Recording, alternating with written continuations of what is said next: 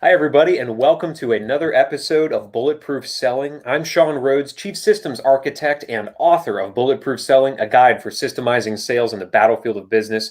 Here at Bulletproof Selling, we believe that hope is not a business strategy, and we're here to replace that hope with the systems that top performers use to get consistently better results. Now, in this weekly Bulletproof Selling series, sometimes we do it more than once a week, but we'd love to bring on people that are the top minds in sales, best-selling authors, trainers, and my guest today, the people that are actually out there in the field managing sales teams. My commitment is that every single episode that we do here at Bulletproof Selling creates a sales system that you can then take and use with your teams, no matter the size of your business or the size of your goals. So I'm very excited because we actually have not a speaker, or an author, or an expert like that, but actually a regional manager joining us on the call today. I've known Mr. Dale Roznowski for, about, half a decade or more now.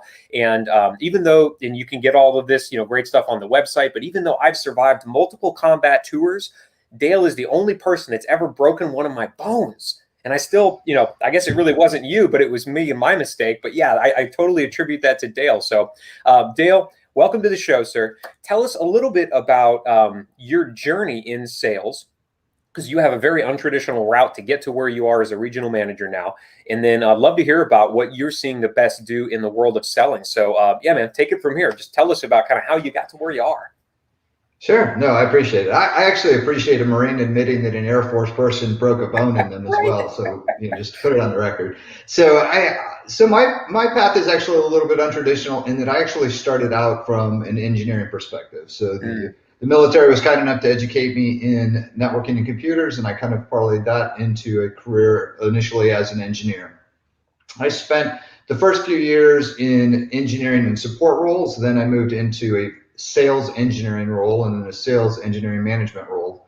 I did that for a couple of years, working with just a really broad set of customers, from service providers to public sectors to public servants to large organizations, big retail chains that household names, kind of the Home Depots, the Hiltons, all on the hospitality side, right? And then, probably 18 years ago, I decided, hey, you know what? I really love knowing how stuff works, but I really started becoming more interested in, why do people care? Why do people actually look to buy it, right? Interesting. Okay. And so I, at that time, made a transition move. I stayed within the same technology field because that's my area of expertise, but I moved over into more of a selling type of role. Initially, I moved in as a specialist role in wireless technology because it was an area I had passion for and knowledge of. And that gave me the chance to work with some of the best sellers in my industry as I kind of supported them as the expert from out of town, but on a sales side. And so getting mentored and learning from just a lot of folks who did some very creative things and had all built their own set of systems, their own set of processes that made them, easily the top 10% in the field and certainly the top 2% within the industry. It really helped me kind of make that transition myself. And then I moved into a full-time sales role probably, say, 15 years ago, where I was no longer a specialist, but I was actually the salesperson there. And I did that role for really another 13 years, and then moved into sales leadership, where I'm now managing a region. So the region responsible right now for about $100 million business, just to kind of get a general reference. And for the most part, we call on state, local, and education customers in the Southeast U.S.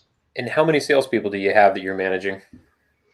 So right now I have 6 salespeople on the team, and then we've got another 5 engineers on the team, and then we have a host of a lot of other support people that actually make all of those things come together into a solution for the customer.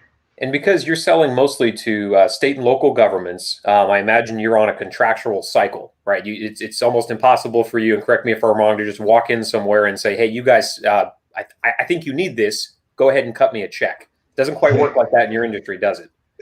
No, it actually does not. As a funny story, when I did my first transition from selling in the private sector over into the SLED sector, I actually had not had to respond really to any real RFPs. Any of them that were made up on the private side, generally speaking, they were buying from who they wanted to buy from. And it was kind of secondary that they would have that. Whereas on the public sector side, you could quite literally win or lose the deal based on your ability to properly respond. You can get eliminated for talking to the customer at the wrong time.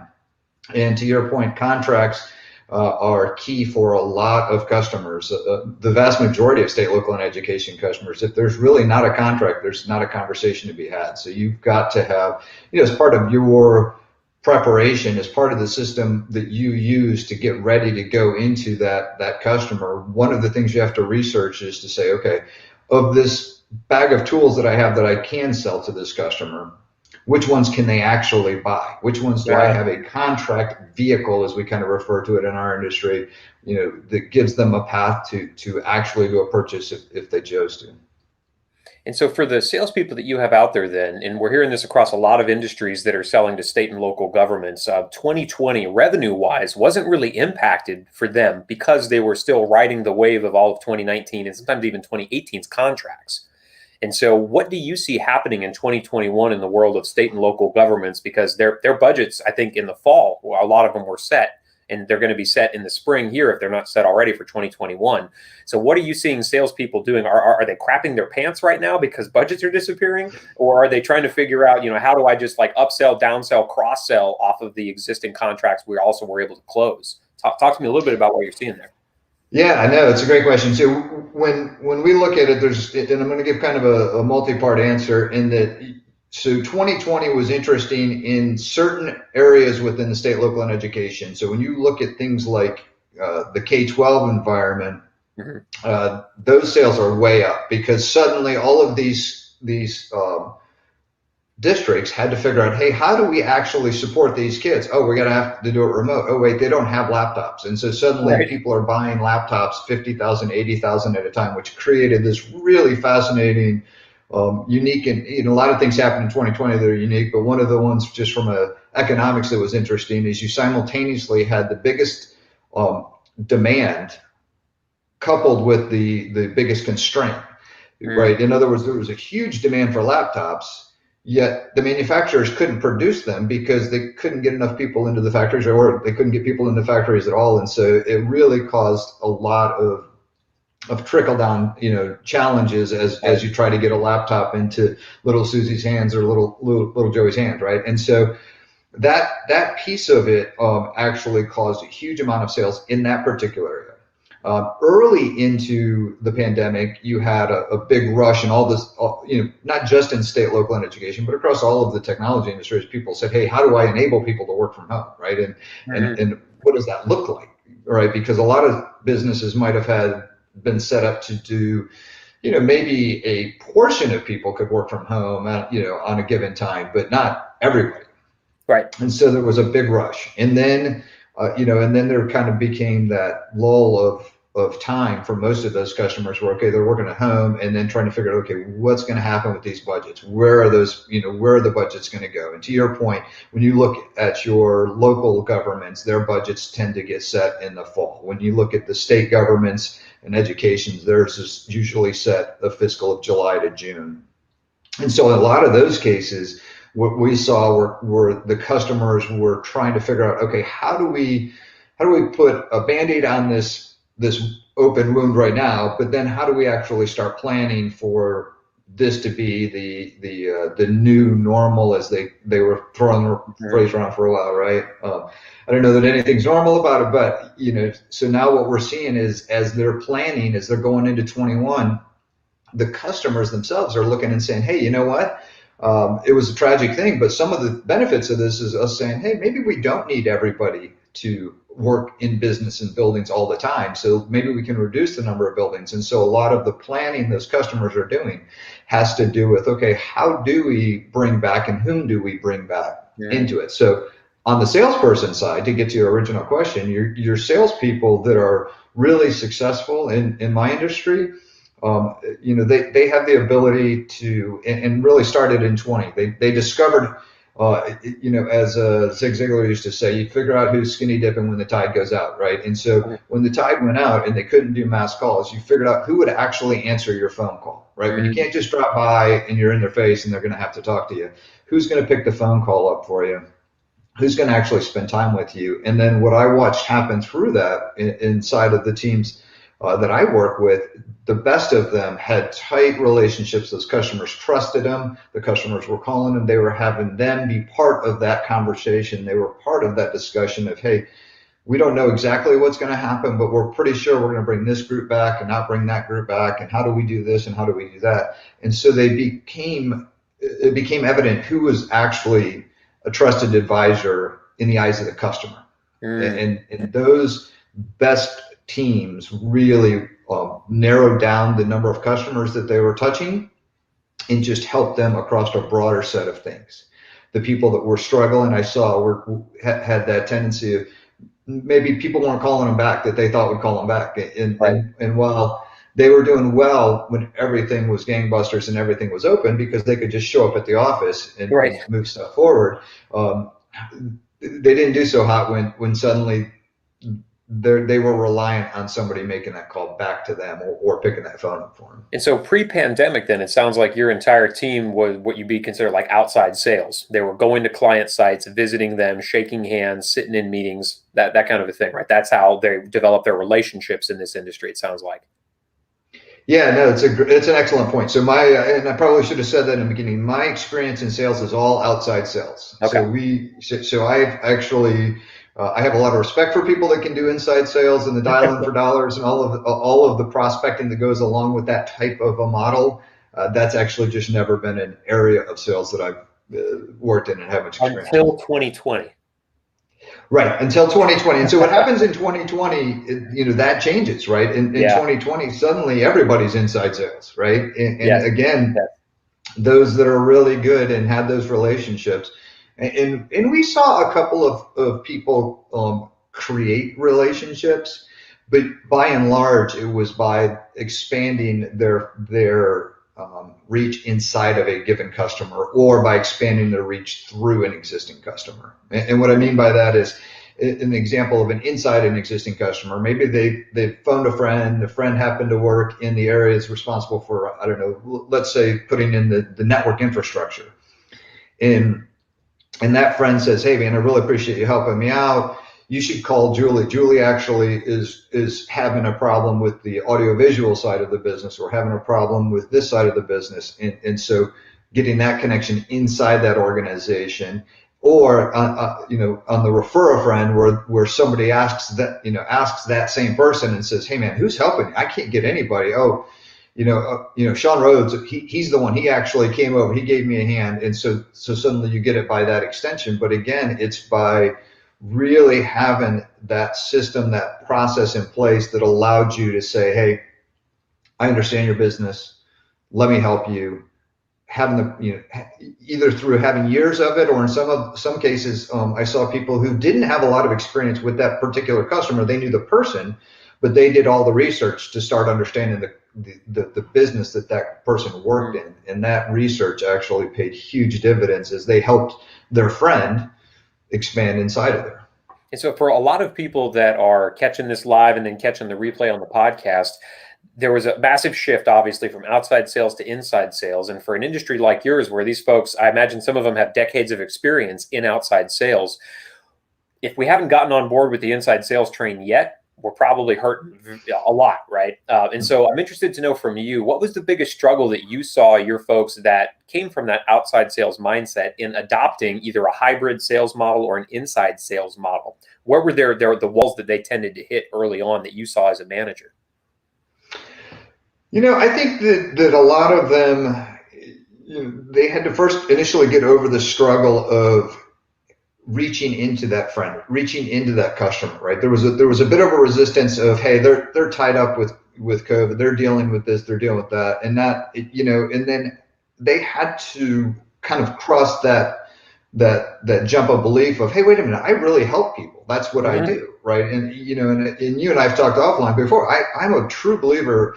If you don't believe what you're selling is helping the person, you're really never going to have a lot of success in the sales industry. And that I believe spans all industries. I think if you're going to sell a car, you got to really believe in that car.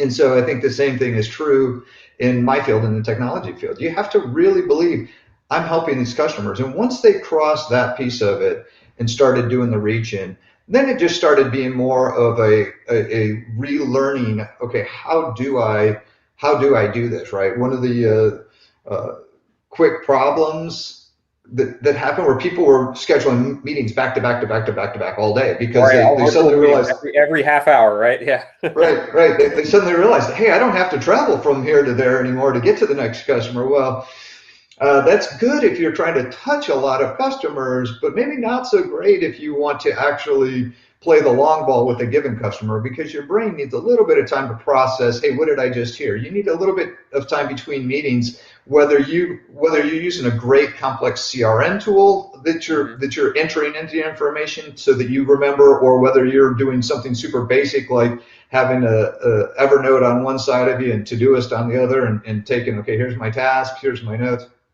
You need to take some time in between those meetings, those calls, to really digest and think back through that. So that when you go to follow up, so that when there's any items that have to be hit, that you're actually in a situation where you've got the information readily available. And in my case, as you probably know, I'm very focused until I'm distracted, right?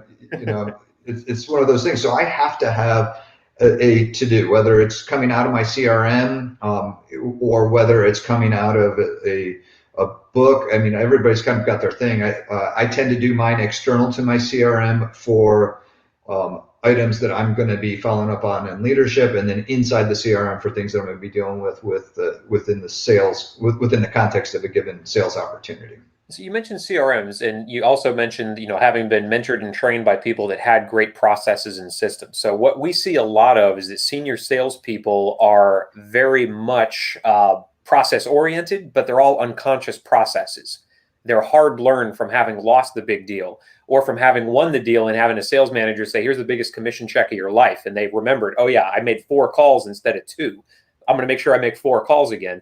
So how have you seen the best salespeople take their processes and make sure that they do live outside their heads, either within a CRM or in that external to-do or in Evernote? Talk to us a little bit about how you've seen success happen where we can capture best lessons learned and also build them into what we do in the future rather than just hope we remember.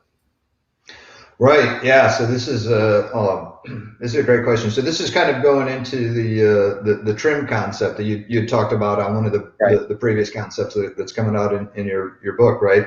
Yeah. And so I think that a lot of times what I'll see the very best salespeople do is they'll use tools that are inside of their workflow, right? And so in the perfect scenario, I could get my entire team to leverage the CRM, to leverage the sales, and they would actually look at what's going on inside of there and say, okay, here's going to be the trigger event that occurred that makes me go into that, right? Whether it's I've touched this customer, they've called me back, there's an email, there's I read an article and doing the research, whatever it happens to be, that I've actually gone in there and I'm going to record it in my CRM, either as a task that I have to do later, or an event I have to do later, or maybe they're just updating the opportunity notes, the margin, those types of things.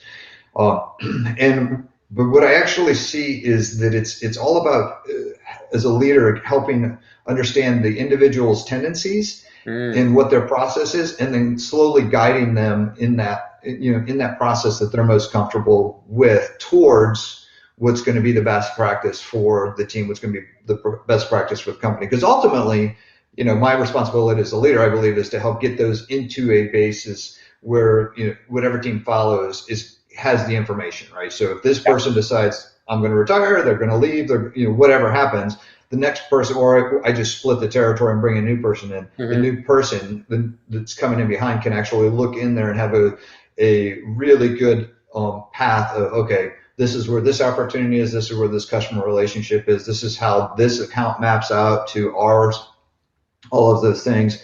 And I think that what I see is the most successful people will move towards that method faster. They'll figure out quickly, hey, you know what? I'm going to take what I'm doing here kind of in my head, and I'm going to just start recording it, into this tool. And so recording it into the tool then in your industry, because if nobody's noticed yet, Dale's in tech and IT industry right now. That probably something we should have mentioned earlier. So people are technologically savvy or they wouldn't be able to sell the products and services you have. So do you find that recording it in the tool looks like just making sure that account notes are consistently formatted the same way so that if somebody else did assume that client or that territory, they would be able to pick it up, read it, and know what was happening? Or does that transferring it into the tool look like making sure that we do set up, an outreach campaign that lasts a couple of weeks or a couple of months on a new client, just so I remember to follow up? Or is it a combination of both? Yeah, I think it's really a combination of probably three, maybe four things, right? I think that one, you're going to record in there any notes that are relevant to a meeting you just had, or if you've got a good CRM, any emails you've sent will automatically be dumped into there. Any campaigns that are running in the background will already be, and if they've clicked on a web page, it'll already be in there. So getting them using that as a point of reference of, hey, here's data that I've got. I think that's a component of it. I think that obviously it's sales, so having an idea of what you're selling is good, right? And the value that sale is to the organization, both in terms of top line and profit. Mm-hmm. Those are good things, right? So you kind of got an idea, and you're recording that in there. That's another aspect. I think then the third, and you can kind of divide it into two, would be either tasks and events, or if it's a single entity that you have to record that in tasks and events. I like them separately just because I kind of view a task as something that as a salesperson I can do anytime, right? I can, hey, I need to, they mentioned XYZ, I need to research XYZ, right. I can do that anytime. That can be done off-call hours, at night, whenever, right? Yeah, exactly. And an event is something that has a time that it needs to be done by, right? And so in the case of an event, a follow-up meeting, I need to set with this person at this time, or I know this person, and trying to be, I completely agree with one of your other guests that was on, in that you need to be able to control when that is. As a salesperson that's in this, you want to have the controls of when that next meeting get set for a couple of reasons. One, it allows you to make sure that whenever it's set, gives you enough time to properly prepare, right? I have access to the CEO. Well, the CEO access tomorrow does me no good, because there's no way that I could appropriately brief my teams to come in and have a conversation with the CEO in 24 hours, right? I have access to the CEO. Okay, 2 weeks out. No, if it's, I have access to somebody who the team already knows, yeah, maybe then we could do that tomorrow. But that's kind of what I mean by an event tends to be a calendar type of thing, or an event. And I think that all of those, all four of those, right? The recording of the touches that you have, the recording of the values, and when you're recording the values, obviously the date, kind of the date flow, right, of, hey, I expect to get this in by June 20th or whatever it happens to be, and then the tasks and events, right? I think that those things all need to actually go into that system, and ideally that system all lives inside of a single tool like a CRM. Sometimes that system is actually broken between Google Mail or Outlook or right, other tools, right? And I think that the very best salespeople have all of those. And I think the very best companies offer all of those in a single place for those salespeople in a way that's as a sales manager. Then, if you're talking and somebody's listening right now and they're like, everything Dale says makes sense, but where do I start with that? I've got salespeople that are kind of running the ships in different directions. I know they're generating revenue, but there's no way for me to really reach in and see where they're at with any of that. June 20th, great. I think I heard that at a meeting 2 weeks ago, but I don't know what Bob has done with that account since then. Where should I start as a sales leader in beginning to get my hands wrapped around, oversight of my salespeople if I haven't been doing that in the way that you're describing already? Yeah, I mean, I think that for one of the ways that you can do it is obviously have that CRM. Bring a company like yours, Sean, into the organization if you haven't already, to help set that up. I mean, it's very hard to do it from inside the company. A lot of times you almost always are going to need somebody that's kind of external who can break glass and ask for forgiveness, Yeah. in a way that you may not be able to do. I think that's probably step one if that's not already there. Now, if you've already got that there, but what you're really dealing with is the sales teams that are just coming on board or have been on board for a while before that tool was in place, and they're maybe not adopting it as fast. Right. I'm a big fan of one-on-one sessions with my team.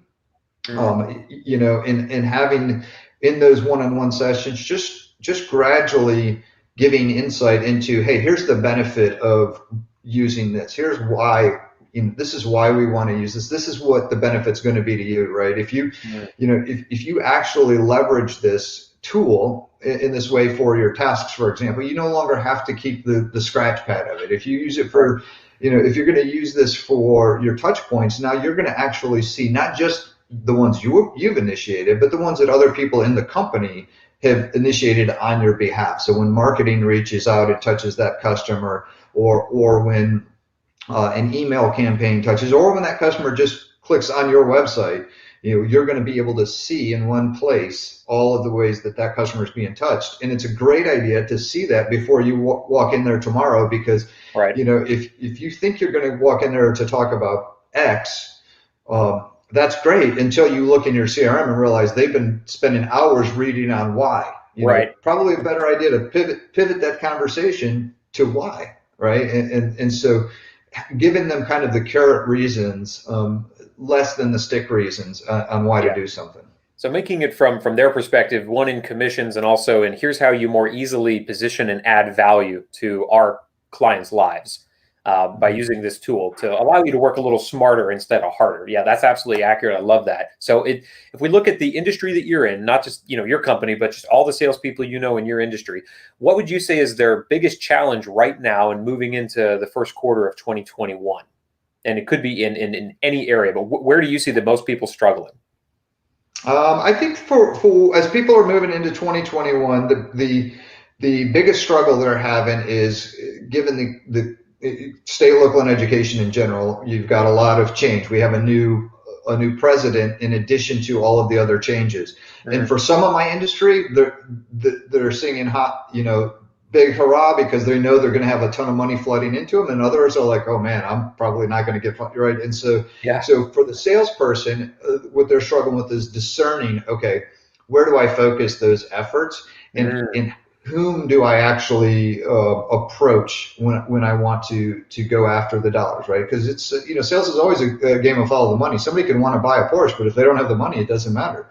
Yeah. Right? How good a salesperson you are, they can't pay for it. And so I think sales in general, it's picking those targets, right, and then having a very clear, systematic way of evaluating and being willing to say, hey, you know what? After evaluation, this isn't the time for them. This is the time for them. Because in my industry in general, and I think this is going to hold true in 2021. I watched it come through in 2020.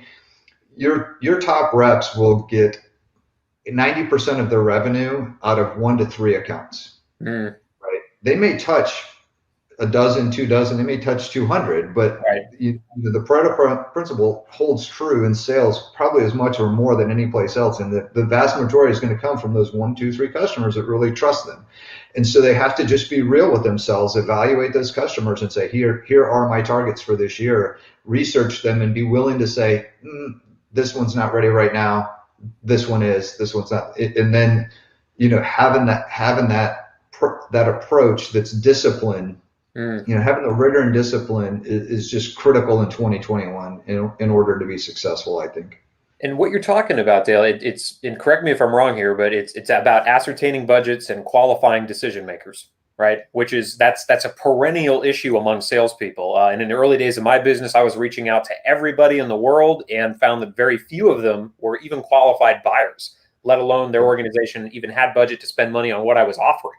So, that's just a hard knock, kind of a lesson that a lot of salespeople have to go through. So if we're talking about ascertaining budget, qualifying decision makers, that's something that we have to change in the way we do business in 2021, but it's also a very old issue that's probably existed since we were all cavemen trying to sell, beads and bracelets and furs and stuff, right? So let's build a system around that, because that's actually a really good one, and we can make it very applicable to today. So if I'm ascertaining budget, qualifying decision makers, I'm really trying to figure out who am I going to spend time reaching out to, either in Absolutely. legacy accounts or in new accounts. So what is the trigger that you would advise people to use in when to bring this system into play? Is it when we look at accounts that we haven't touched in a while? Should it be there and when we try to add new leads to our pipeline?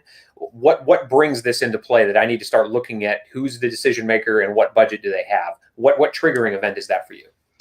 Well, I think the first triggering event is the vertical, right? In my space, K-12, I expect them to see a lot of money. So now I'm going to look at my account list and say, okay, who are all my K-12s?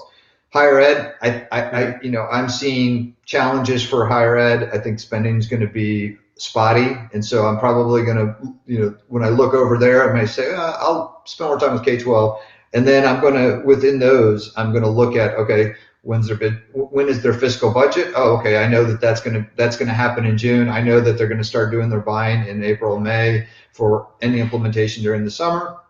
And those are going to be my trigger events, right? So it's going to be the time of year relative to their fiscal and when they can do implementation.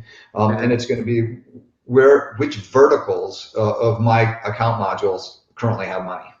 Okay, and then so if we've got the trigger event, we're looking at buying cycles at fiscal years. The second piece of this acronym TRIM, because we're all trying to trim hope from our sales strategies here, is going to be repeatable.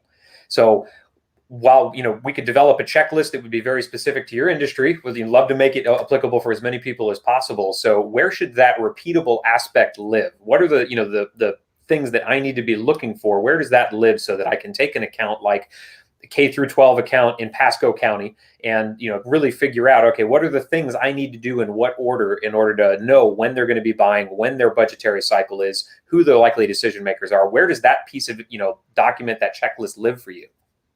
Yeah, so I mean, in the case of the Pasco schools, we know that all the schools have the same fiscal budget, so that trigger exists, right? The same throughout the country. Trigger is constant, right? Right, and so you start figuring out, okay, who are all the customers that fit into that? Because I can rinse and repeat within that vertical. And the same thing's true if you're in the private industry, right? If you look at the trigger event being their fiscal budget, then one of the things that you first pull when you start doing research for your accounts is, hey, when is their fiscal year? When do they, if I'm going to call on hospitality, I'm going to get real clear on, okay, when do they have their busy seasons? When I was calling on retail, you just know if you've done it for a while that, hey, come November to January, they're doing nothing because that is their busy time. That's when they actually are going to make it or break it. And so that's a blackout period. So knowing that and having your tool actually flag within each of those accounts, within what their vertical is, will allow you to quickly run a report and say, okay, hey, I know that right now is the time of year to be selling to retail. Right. I know this is the time of year to be selling to K-12, and run a report and pull all of those customers out of that report to say, okay, now's the time to run these campaigns. Now, if I'm going to do a government funded things or federal funding things like the E-rate program for K-12, I know, hey, 471s have to be filed by March 21st, which means that they're going to be looking at buying stuff, or putting those RFPs on the street in January, February, which means sometime in November, I need to start influencing that customer, because once it hits January, they're not allowed to talk to me, or I would be disqualified. And so I have to do anything I can, in these months. So I'm going to run my marketing campaigns. I'm going to run my ads in the newspaper. I'm going to run the social media campaigns about that topic, in that window. And that's how I'm going to repeat that over and over across all of the industries. So it sounds like you're not only running, a set series of tasks, research who's might have changed positions inside of that organization, and loading that information in your CRM tool, so anybody that assesses that account later knows what's going on, especially your sales manager when they want to know, did you do the research? So you're not reaching out to people who can't buy. So that's piece one of it. Piece two, it sounds like, which is brilliant, is that also having a repeatable trigger event, like an event or a task in that CRM that brings that account back in front of you when they're in their buying window. And that way, Q1, I need to dedicate time to these accounts because they're going to be buying in Q2. Q2 is these accounts because they're going to be buying in Q3 or Q4. So being able to project out your tasks over the course of a year really removes a lot of the hope that we might have been using before, where we try to think, wow, it's summertime. Who am I supposed to be reaching out to, this season? that's a really bad way to go about prospecting, as you and I both know. So we've got the trigger, we've got the repeatable element. The third piece of this is to make sure that it is improvable. And so, what have you seen the best salespeople do, either in your company or from the mentors you've had or from lessons that you've learned, to make sure that when they are assessing decision makers and budgets, that they're getting better at it every year? Does that look like getting referrals from qualified decision makers to other decision makers? Does it look like updating how they scrub their accounts in? Talk to us a little bit about that. Yeah, I think that there's a lot of pieces that come into play when you're looking at improving those qualifying events, right? I think that time and experience is part of it. You start becoming less hopeful over time and more realistic over time of what's going to happen, right? Mm-hmm. And that, as that knowledge gets put into that CRM tool, as you start mapping more and more, especially as your accounts mature, because now you can start looking in the relationship maps inside that account and see, okay, are all the players still the same? Yeah, those are all the same players. I can expect kind of the same result. Oh, wait, there's a new person there. Oh, let me actually add to the process to go back and look at, where did that person come from? Oh, I knew them over in this account here, and this is what they did for us there. So, likely we can count on them to have similar behavior here. And I think that those are just a couple of the things, and there's probably a long list of areas where you can you improve.